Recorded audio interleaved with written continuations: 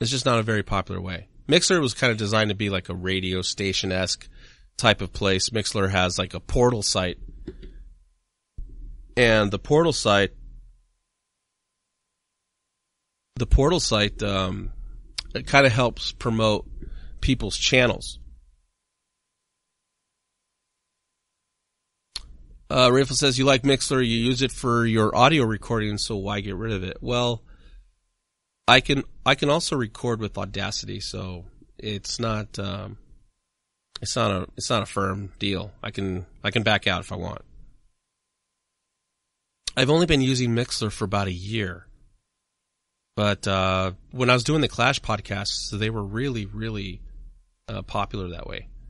I would get up to 100 people on Mixler, and everybody wanted to hear about who was cheating, the scandals of Clash of Clans. And I don't know if that kind of audience will ever be there ever again. I do want to acknowledge that the Clash of Clans is still going on pretty strong, but like even now, like when I look at what's going on with the current state of the content creators, I think Powerbang, who does Powerbang Gaming, I don't think that guy's going to do another Clash of Clans video ever again. He put a video out as to why he wouldn't. And then I thought when the Town Hall 12 update came out, then I thought he was going to talk about it. I mean, that's easy money for Powerbang. All he has to do is put out a video talking about the update, and he'll probably get 100,000 views in that week alone. So I'm not really sure why he didn't go that route, but he's been all about that PUBG. PUBG has been like the main, kind of like the main thing for him. And I'm noticing that that's kind of helping Cleric Dragoon. Now, as people, and actually Cleric has, done very well. He's positioned himself to probably be the next Powerbang. If I had to put my money on anybody being the next Powerbang, it would be a toss-up between Echo Through Me or Cleric Dragoon. But Cleric is just a beast when it comes to delivering content. That guy can crank out 2 to 3 videos a day. He comes out with videos like, I'll start talking about the morning video, and then an afternoon video will come out. And it looks like he's reaching close to 10,000 subs. I saw that on Twitter this morning, and I was like, man, this guy's doing great. Keep it up, dude. Keep it up, Goon. And I think he calls all his fans, all his subs, he calls them the Goonies, which is pretty cool. But when it comes to the Town Hall 12 update, I'm just like, and maybe this is me personally because I'm not really playing anymore, but I used to really like to watch the update videos, whether I was hardcore or not, even when casual. I used to really like to see what was going on with the updates. And the Town Hall 12 update, I don't know. I got a couple of issues with it. I think that not a lot of people are going to want to farm. I think Town Hall 12 was suicide for all the Career 9s out there. Because now Town Hall 9s, I really don't know about their legitimacy as a war clan town hall. I really don't. I think it's going to be 10, 11, 12. And we'll see how that goes. I kind of had an issue too with that the builder hut with the big crane on the top of it. I think they could have went with a better with a better art style, but that's just me. I wouldn't have gone with a crane. I know the crane. I know what that means. It means that he's building better. Now he's got a crane. He can get to higher levels. Maybe because the Town Hall 12 is taller, which I'm not sure of. But as far as the overall artwork of Clash, now that I'm playing different games, I'm starting to kind of want I want other things because Clash is very, very cartoony for me now. But let's read here what's going on. A lot of people are talking. Let's see here. Flip says about Powerbang that he ain't about that paper. And if you're talking about Supercell paper, I agree. you think it's good. Well, Galadon for sure. Galadon kind of makes his videos wherever he can, and he's got a very strong sub count. But I even have an opinion about Galadon, that Galadon is not doing good as far as in subs. He's struggling with his Twitch channel. Poor guy. I mean, he has all of these followers, which now I'm wondering whether he bought them or not. But he has like about 50,000, who knows? He's got a bunch of Twitter followers. He tweets out, "Hey, I'm playing on Twitch. Come check me out." And then he's got 12 viewers for the night. That's a bad sign. The handwriting is on the wall. You gotta evolve or get out. That's why major props. Me and Powerbang, we have not always seen eye to eye. You know, back in my old ByeForever and WHF days, we used to beef. He called ByeForever Toxic Clan. I didn't take that too well. But I have mad respect for the guy. The guy's a hustler. The guy knows how to make content, and he puts a lot of effort into his graphics. So I respect him on that level. And I respect the fact that he was willing to like back out of Clash of Clans. Do you know how hard it is to like say what he said on his last video? I was actually surprised that it didn't make a bigger scene with people. He basically called them out. He said, "Hey, look, they banned my account as I was leaving Finland, and I catch a 14-day ban. You're taking money out of my kids' mouths," which is true. If he's banned, he can't make videos on his main account. And not only that, they didn't even give him the courtesy of emailing him or letting him know face to face or anything. He just got a ban while he was on the plane coming back home. And people were memeing about it. Trust me, I was too. It was funny. It was funny because you would think that Supercell would have his back, and they did it. And he said all of that in the video, his last video. If you haven't seen it, go check out his videos. He said, "Look, they screwed me. I got to think about the future." And I agree. You do got to think about the future. I would not put all of my eggs in one basket. I mean, look at how many people did it. Before, or during the first era, or what do they call those in like Lord of the Rings, like the first age? when there was like Molt and Chief Pat and all those guys, they all had Clash in their names. Well, Chief Pat's still a chief. But a lot of them had a switch. Clash with Ash is now Ash Gaming or whatever it's called. I think he still goes by Clash with Ash a little bit, but they're all making identity changes. It's not all about Supercell anymore. I mean, look at how many people are playing PUBG, Fortnite, you name it, all these other games. I'm not saying that Clash of Clans is going to die. Clash of Clans will never die. I think Clash of Clans, even on a bad day, will do better than some of these new games. So I'm not saying that to play it is foolish. But I definitely think, though, that if you want to go and you want to make content, you might want to look elsewhere. And I think it was a wise move for Cleric Dragoon and Powerbang Gaming and Galadon, because Galadon streams on Twitch PUBG. The problem, though, that all of these guys are having, I would say exception with Powerbang, because he actually came from like a Counter-Strike background. But like, are you seriously gonna like watch Galadon play PUBG when he talks about healing through infernos on a live stream?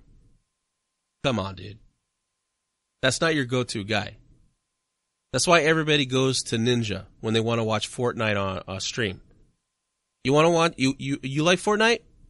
You're going to be playing Fortnite and you're going to have another side device. You're going to be watching Ninja play. Why? Because you want to learn from the best. You're going to probably watch Shroud, Dr. Disrespect. You're going to watch somebody that knows and understands the game. You got those guys and then Galadon. Galadon's playing PUBG. I don't think so. I don't know if Galadon's going to be my go-to guy for how to survive the PUBG world. I could be wrong, but 12 viewers says I'm right as of now. What I think Galadon should do, to be honest, is he needs to team up with some young bucks. He needs to get new blood. He's got to get all these new people to start watching his videos again. I think all those subs are empty subs. I think he got all of those subs back in the day, 2012, 2013, 2014. Bam. Gets all the subs right off the top of the bat. You got people watching all those Clash updates. And I know his Clash updates are still going to do great. He'll probably do 200, 300,000.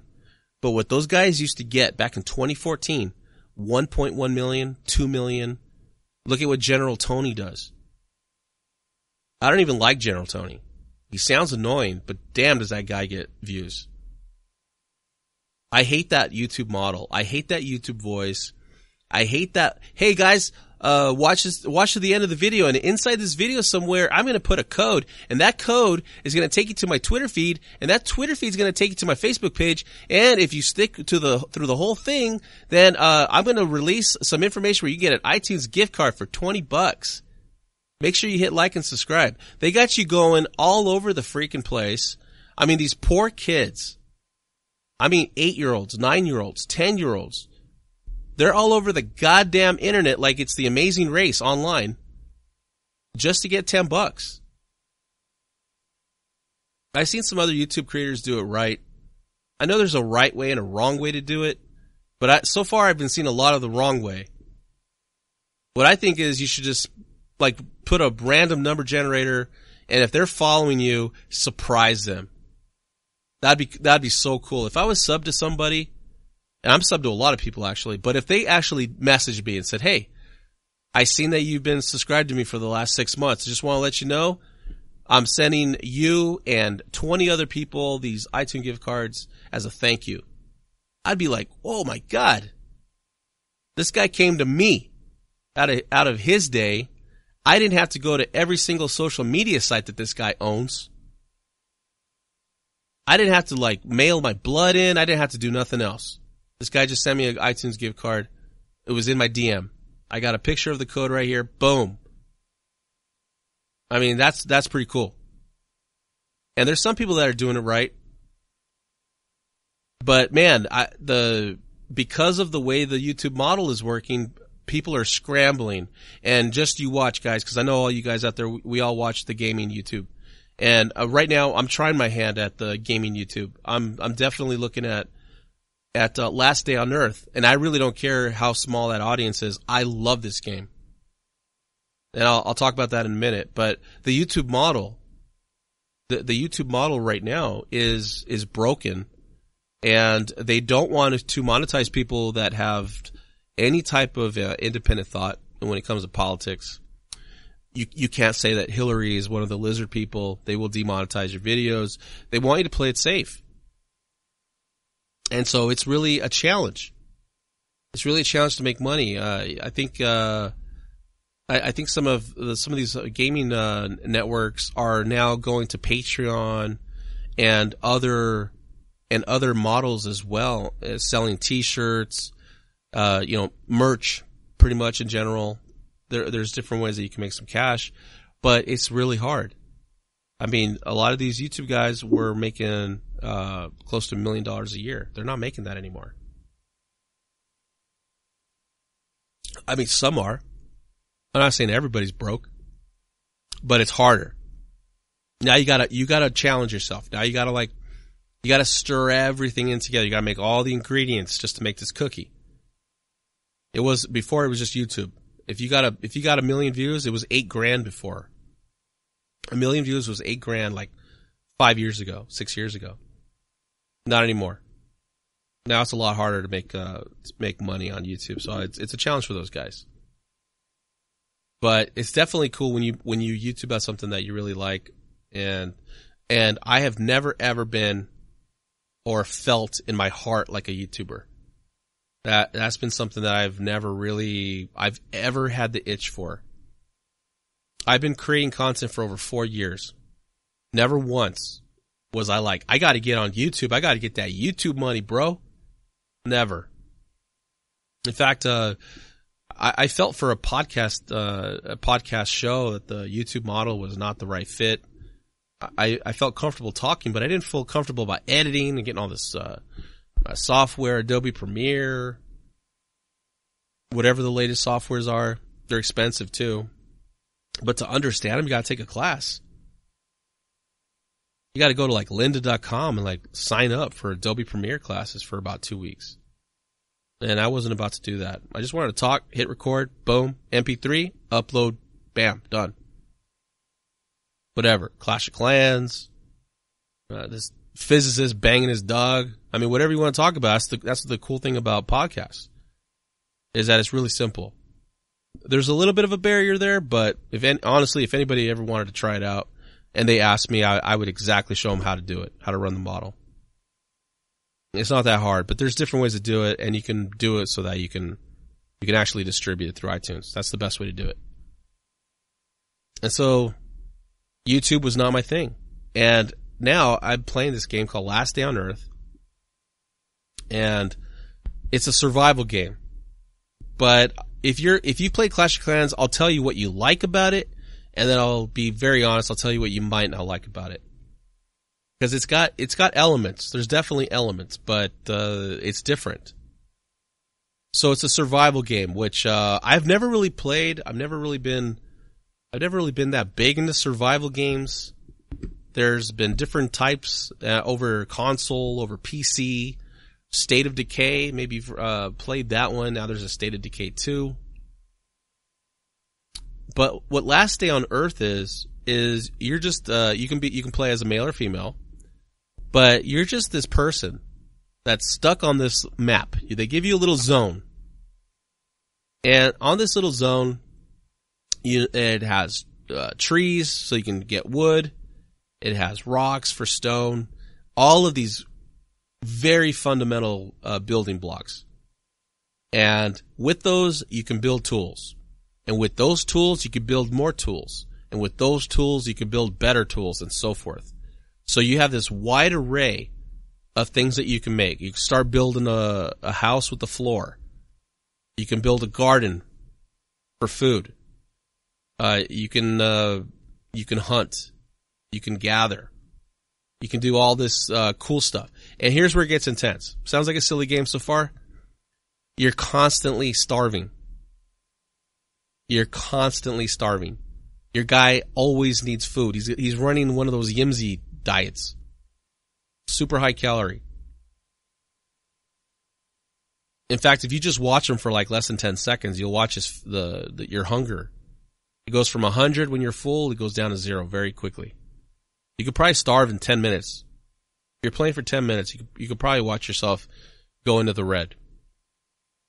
So as you play, you're eating, you're drinking, in fact, you're even pissing. I wonder if I can pull this up for you guys. But if you drink too much, they have beer in the game. Let's see here, Last Day on Earth. I thought this was pretty funny.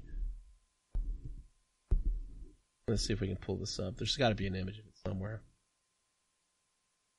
Oh, here it is. If you drink too much water, like you just can't like abuse yourself with food and water. You gotta span it out or you get sick.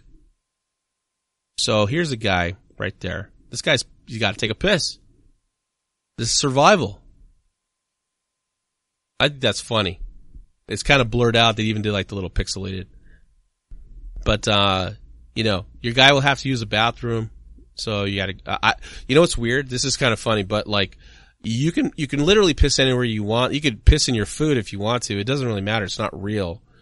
But it's just an image of you pissing. But I actually go outside. There's something that feels really wrong about peeing on your crops. I don't want to pee on my electronics inside. I don't want to pee anywhere in my house unless there's a toilet. And there is no toilet in the game, so it's kind of funny. I go outside and I piss. But that's one of the key elements to this game. But what makes it cool and for clashers is right now they're introducing clan wars, and they're not going to be called clans. At least we don't think they are. But there's bunkers. You can go travel the map and find bunkers. Well, whatever is the amount of clan members that will make up your clan, you'll be able to have a shared bunker where you can store resources, store guns, and it'll get raided. So you got to build defenses, just like Clash. You got to keep your bunker safe, and then you can go out and raid other people's bunkers, or they can raid yours. And there's all kinds of game mechanics that are built so that you can hide your stuff, put them behind walls, put them in secret rooms, and make it very, very difficult. You can build traps, so you can make it really difficult for somebody to come and try to take your high-value items. So I started YouTubing about all this stuff. And I really started enjoying it. I was like, wow, you know what? It first started off with a couple of people asking me about, like, oh, what is that game you always play? And then I started talking about it, and then some people started playing it. And then they were like, well, I don't know if I'm doing this right. Like, how do you go get food? And I didn't know how to explain it. I was like, oh, you go to the thing, then you go to the other thing, and just press down on that thing, and it'll tell you what to do. And I wasn't doing a good job of explaining. So I was like, you know what? I think I want to like explain this with YouTube. So I went and created 3 YouTube videos so far. I'm going to do another one tonight or tomorrow. We'll see how late it gets. But I decided to put up 3 YouTube videos. They don't have a lot of views. I think 30 people watched a couple of them. I didn't really care. I was like, hey, there's 30 people out there. They might start playing. Maybe they'll be in my clan in the future. But it's under the ByeForever Show YouTube. You can YouTube search ByeForever as one word, ByeForever Show. And I got a bunch of videos on there. Plus, the podcast is now auto-posting to the YouTube channel, but I think I'm going to use clips. So if you look, you'll find the poop lady clip is on there. The poop lady being the one that threw the poop at Tim Hortons 3 weeks ago.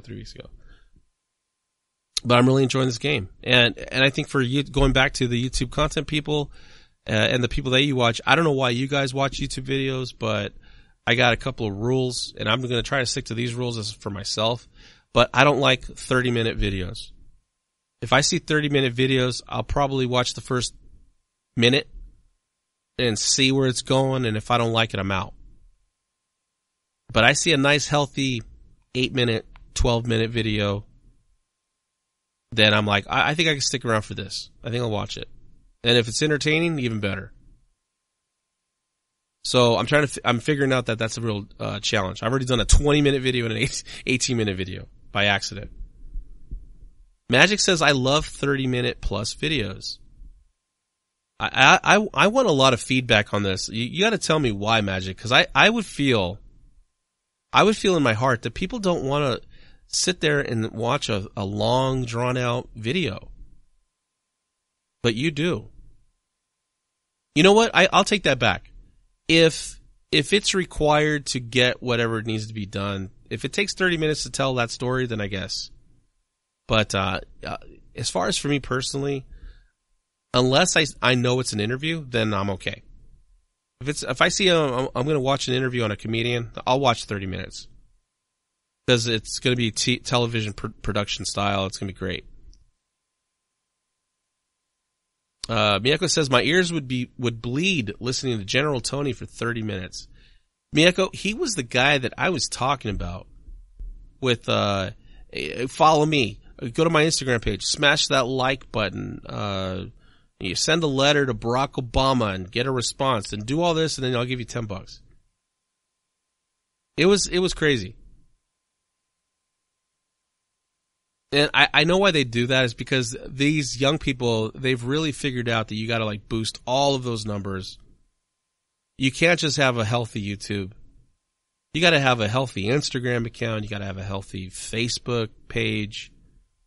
And it's a lot of work, guys. That's a lot of work. So these guys, these kids, for the most part, they got it down, man. They're not even talking. That's just like they almost spit out all of those words and not even think about it. hit that like button, like and subscribe. I forget. I was watching this little. My kids were watching these other little kids do this game called What's in the Box. And at the end of the video, these little kids, the little girl is like 8 years old. She says the whole spiel perfectly. Hit that like button, subscribe, get the notifications so that you can be here for the next prize, yada, yada, yada, yada. 8 years old. Kids are now more hyper focused on followers and likes and tweets and retweets, and they can't talk to people in public. It's weird. All right, let's go ahead and thank some people, and then we'll call it a night.